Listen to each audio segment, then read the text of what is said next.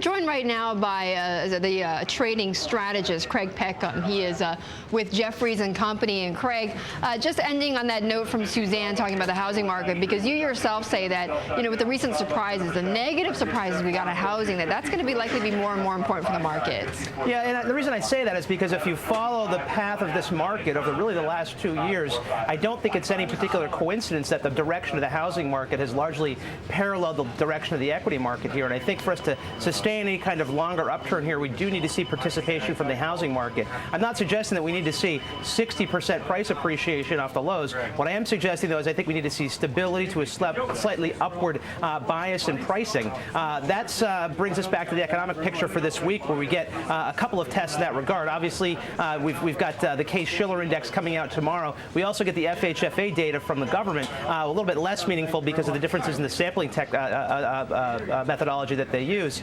But I think there was some consternation last week when we saw some of the volume, the sales volume numbers come in a bit disappointing there. I think that data cuts both ways. One of the issues that we want to make sure we wrestle with in a very disciplined manner here is the inventory picture. So, hey, Craig, let me jump in here and just ask you on the home builders.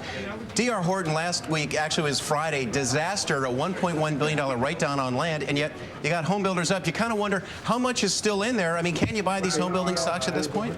Yeah, I think you can. I think it probably pays to be a bit opportunistic here in that respect.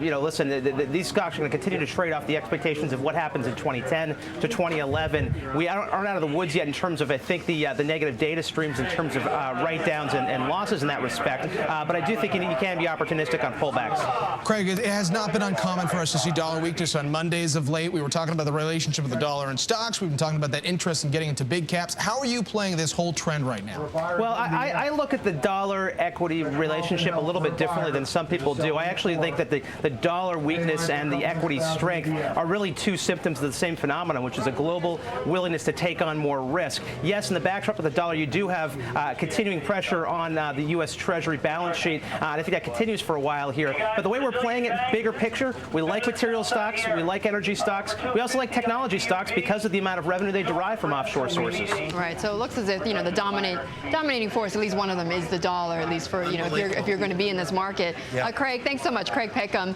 equity trading strategist at Jefferies and Company.